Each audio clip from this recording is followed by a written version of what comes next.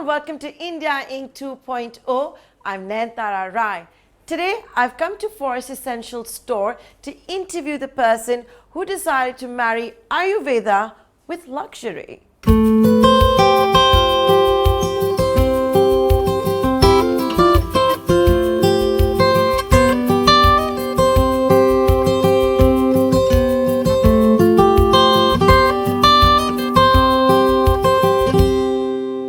Right, so now I'm at this beautiful Forest Essentials store to talk more about it and what we can expect with Samrit Bedi. Thanks so much for joining us here on ET Now. It's been a long journey for you. You've been the big boss of Forest Essentials now for what, almost since 2002, if I'm not mistaken? So more than 15 years. More than 15 years. How's the journey been?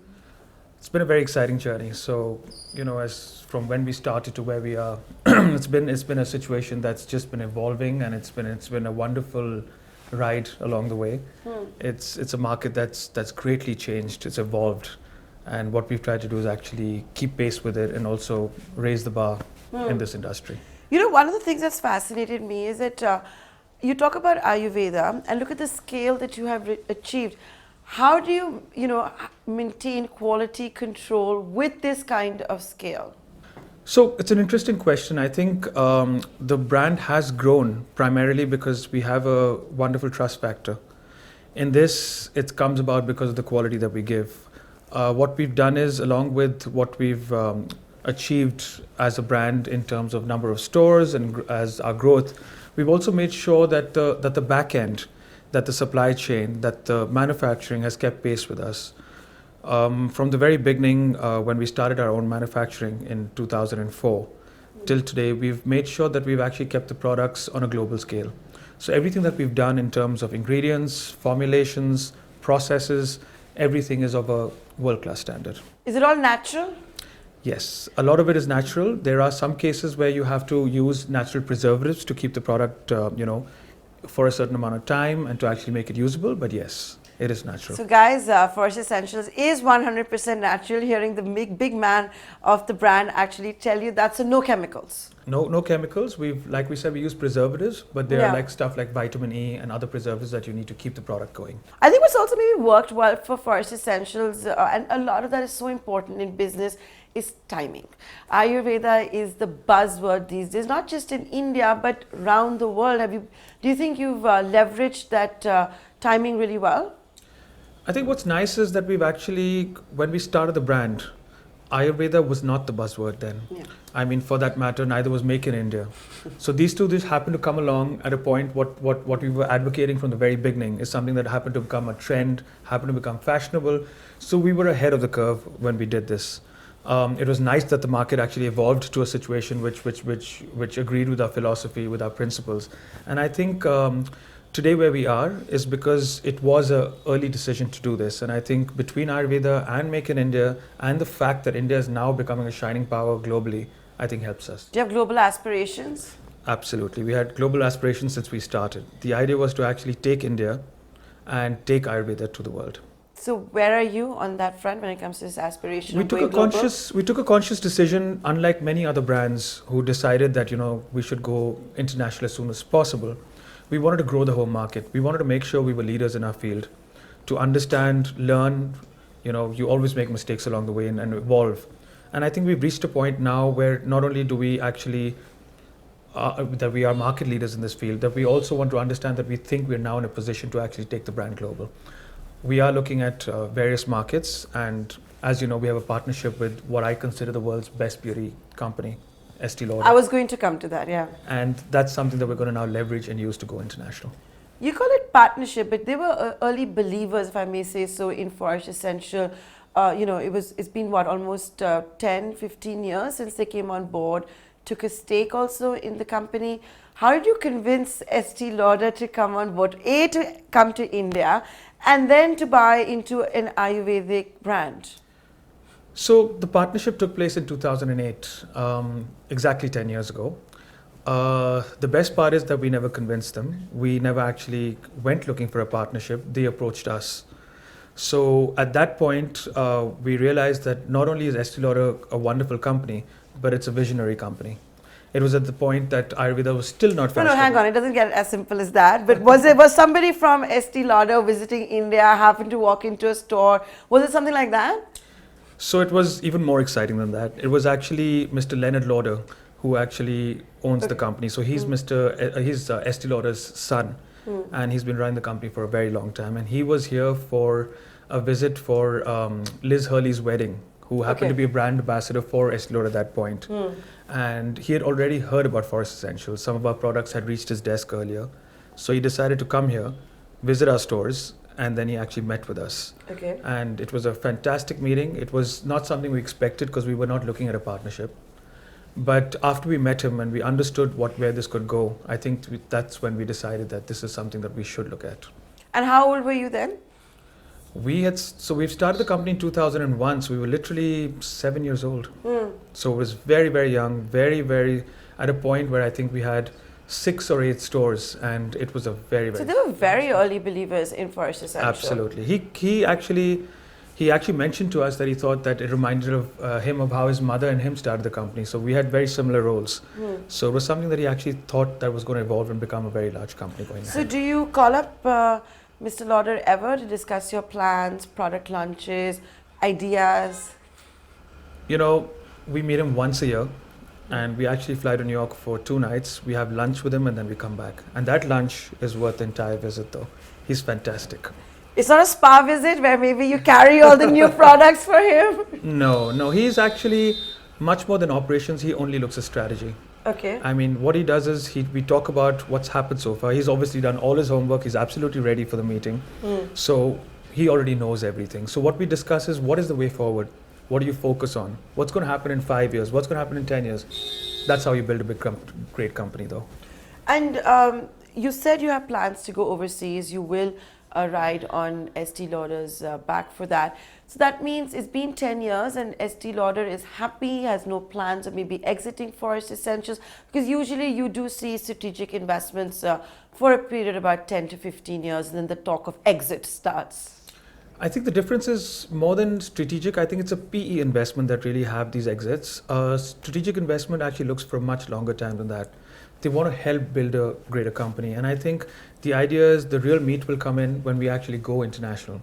I think they realize the fact that it's not only the fact that it's Ayurveda, but the global trends are talking about natural, organic products that are actually manufactured, with a philosophy, we have the Himalayas, we have the Ganges. So there's so much to offer. And I think the time is now right to actually look at it. The reason we've waited these 10 years is because we don't want to go into supermarkets and we don't want to go into any kind of department store. We'd like to open our own stores and actually have the first Indian brand in a prestige space.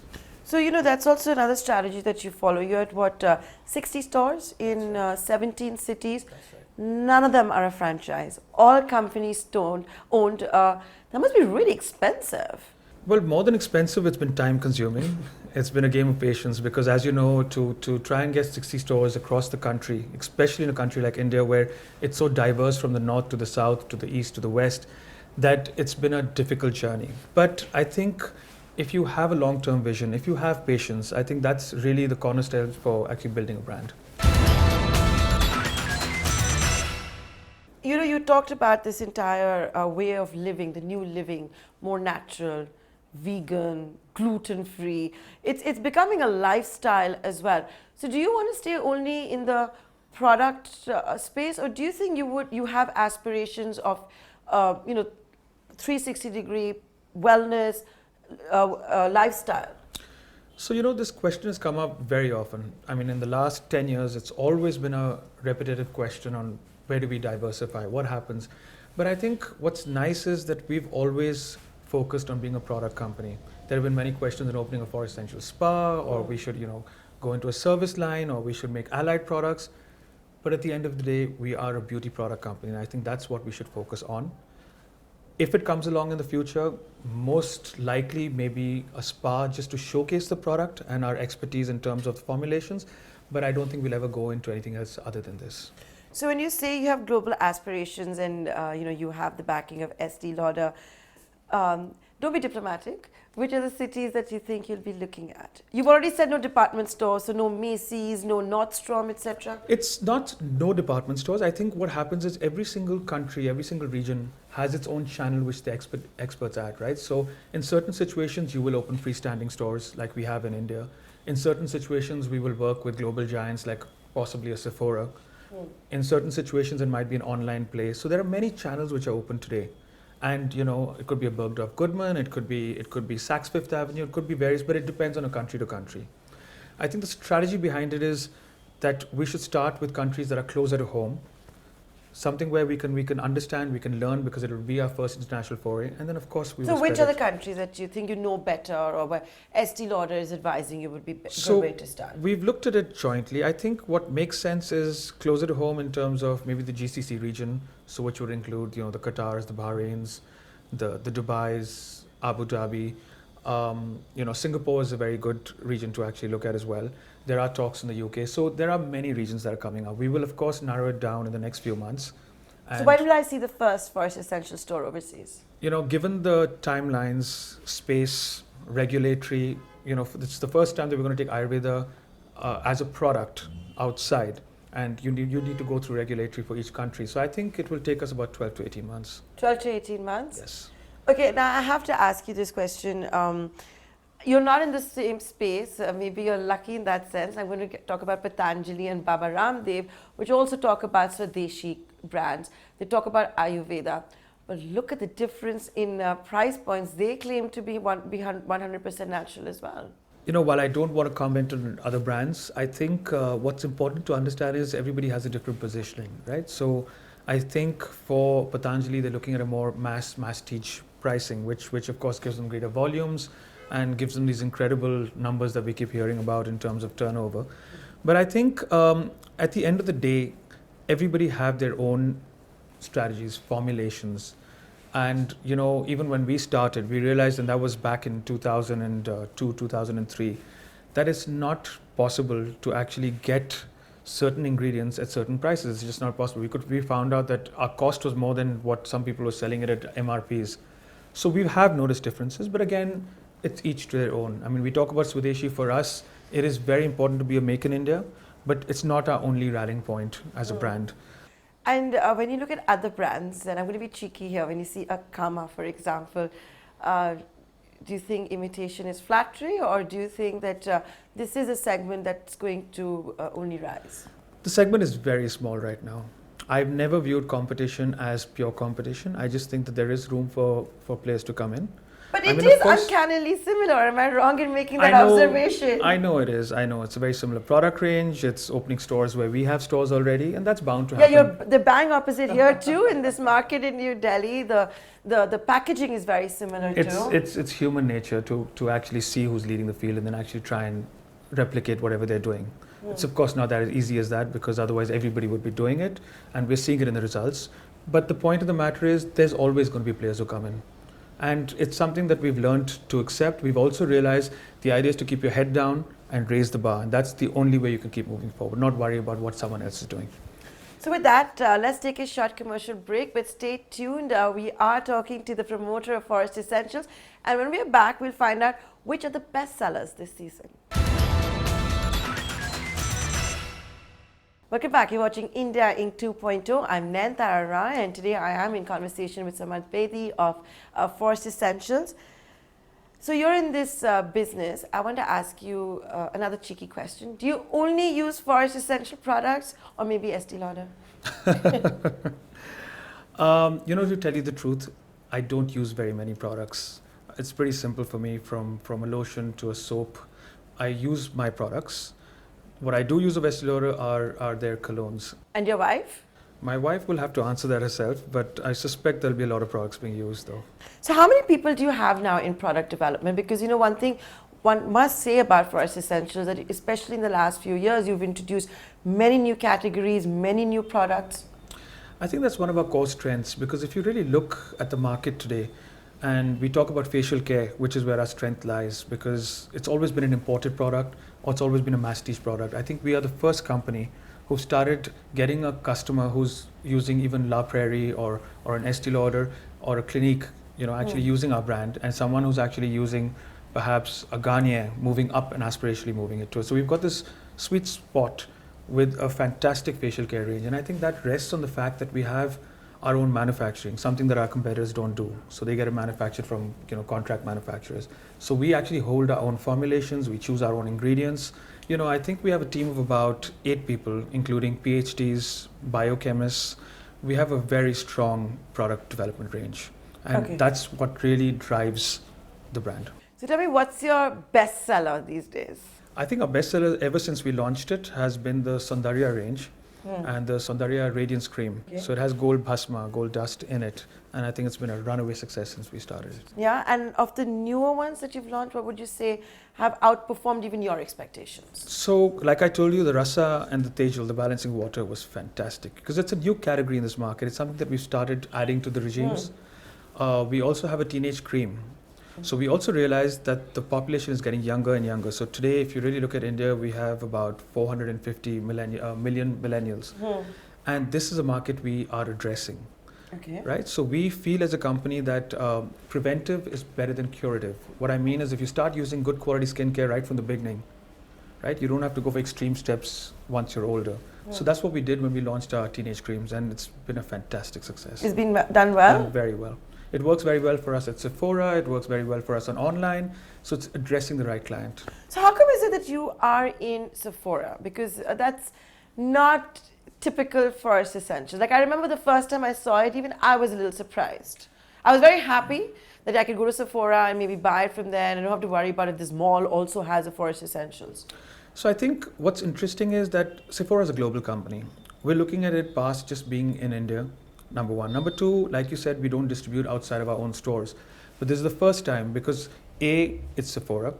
B, it's a global relationship with Estée Lauder. So actually worldwide, Sephora is one of the largest and fastest growing beauty companies. And I think to actually be the only Indian brand, because there were a couple earlier, they didn't perform. So we are actually the only Indian brand in Sephora today. And I think it's a testimony both to the brand and the fact that we can have a different channel to work with because it attracts a younger consumer. And I think that's very interesting. So was it Kulin Lalbhai of Arvind that convinced you to come to Sephora? He's got the franchise range, yeah? He does. But we actually got invited by Sephora in Singapore for their regional office. And they are the ones who actually choose the brands that come into Sephora. So we work with Sephora worldwide as well. So you talked to me about teenage creams, about the balancing water, etc. What can we expect next? We've got you here. Our viewers will want to know what next for Forest Essentials. I think what's interesting is that we will continue to master the facial care range. I think what's important is rather than just adding on commodities like soaps and shower gels, is what other companies do because it's the easiest thing to do. You just replicate it. I think what's interesting is that every single one of our facial care products actually has a story behind it. When we talk about the Youth Formula Cream, when you talk about Tejasvi Emulsion, these are products that are iconic because they actually have very specific needs. And I think that we will continue to launch maybe an extension to our Saundarya range and perhaps a couple of new exciting.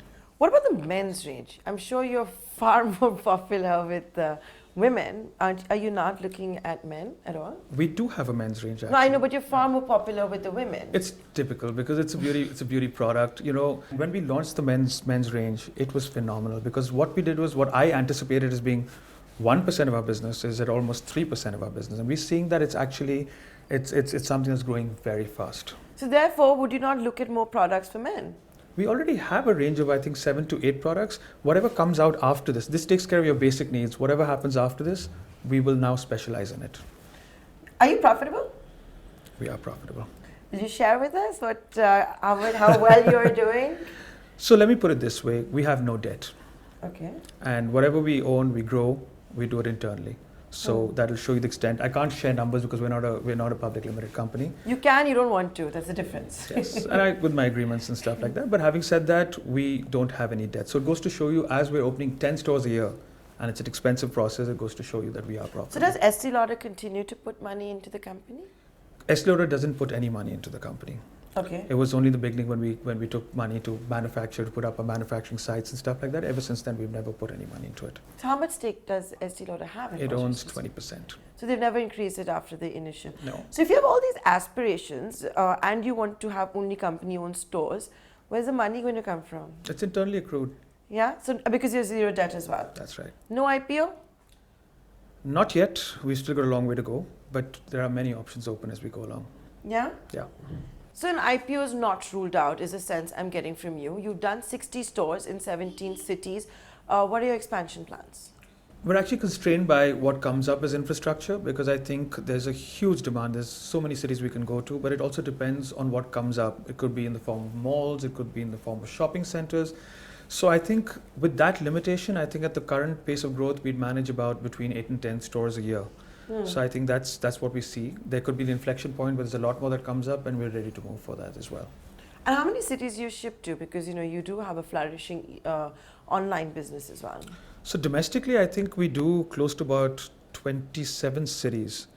And what's interesting is we still do a lot of business even in the cities where we have stores. So if you talk about a Mumbai or you talk about a Chennai or a Delhi, there are still online sales taking place. But that's, I guess, because of the sheer number of people. Yeah. So even if you have, like we do in Delhi, 14 stores, you still have 22 million people here, right? So there's a lot of business both for online and offline. I'm going to revisit a question I asked you right on top.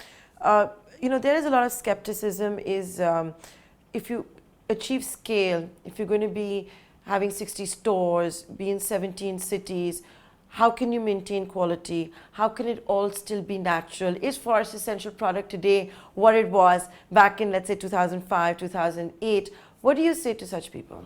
The underlying principle of the brand, and it's the philosophy as well, and I think it's very important to understand that we will never compromise on quality. The fact that we've reached 60 stores or we work within 20 cities, I think that is a testimony to the brand that people are coming back for more and more. Our conversion rates at the stores are over 80%. Loyalty sales are over 75%. So the idea now is to tell you that people who are using the product are coming back for more. And why do they come back for more? They're spoiled for choice. There are many brands out there. So given that choice, and if they still come back, it's a testimony to the quality. Do you do surprise store visits? All the time. Maintaining a certain store standard or high-touch services, as we call them, the grooming, the training, the standards of the store, it's very easy to slip in India, especially when you're in so many cities, when you've got such a large number of stores. So I think it's of prime importance to us to actually maintain that standard. So we do a whole lot of visits. No, so do you do as planned visits or do you surprise the staff? So it's a combination of surprise, it's a mystery audit. We have a third party who actually comes in and audits as well. And then, of course, we have planned visits. So it's a combination of all three. But at any given point, we have a good idea of what's going on in the store. Now, just because of the scale that you maintain, and this is a global phenomenon where competition not only tries to copy but also steal formulations, how do you maintain the secrecy?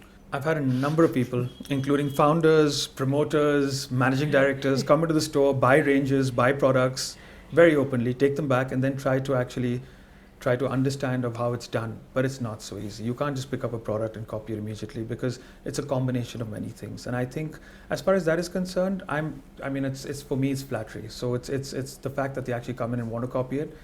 But it's been happening for 15 years and I still haven't seen a product of that quality come out yet. So how did Forest Essentials start? Like, did your family have a secret formulation or something? Passed down generations or something like that? Well, it's my mother actually founded it. Yeah. And she actually started it, from a garage in the house. I think the concept behind it was to understand why India did not have a brand of repute or quality, and B, we've been actually associated with Rishikesh for over 25 years. So she has been interested in Ayurveda for a very, very long time. And so she's understood the benefits of it. And she actually then tried to marry Ayurveda into modern context and actually give us a quality product. And I think that's where the premise started from. And since then, we've evolved. So when you look at global brands today, for example, walk into a Kiehl's store, I'm sure you do as well, check out competition. They have a haldi face wash, a haldi pack, something with ginger. It's all inspired by India. So your competitors are now no longer just India-based. They're around the world. Yeah. When we benchmark, we don't benchmark ourselves against all typical Indian brands. We're benchmarking ourselves globally. It's always been benchmarked globally. So from 2008, whether it's in terms of a Kiehl's or a L'Occitane or a Lush or whatsoever, it's always been benchmarked. And that's where we'd like to play the game We're not looking at India as the only playing field. Like when I said, when we have global aspirations, you have to benchmark yourselves against everybody globally. If Louis Vuitton is trying to chase Patanjali, I cannot believe they've not approached you. Are you being approached by these guys or others like Louis Vuitton? We have been approached a number of times. But the idea behind us is, when we went for the partnership, we wanted it in terms of a strategic partnership as opposed to a PE or a money investment. And I think that's what's paid off in the end, because the idea is to help grow and grow on a global scale and not just take money and try and do it through that. What about brand ambassadors? Big debates over the last few years, should we not? And what's nice is, despite the fact that we've not actually looked for a brand ambassador, we've been approached many, many times. Because by a lot of Bollywood, by a lot of sporting icons. Because I think they like the philosophy of the brand. I think they've also understood that having it as a prestige Indian brand, as having of a quality that they can trust, I think has drawn them to the brand. So far, we haven't had any brand ambassador. Well, with that, we're going to wish you all the very best, and many thanks for giving us this interview. Not at all. Thank you very much. Thank you.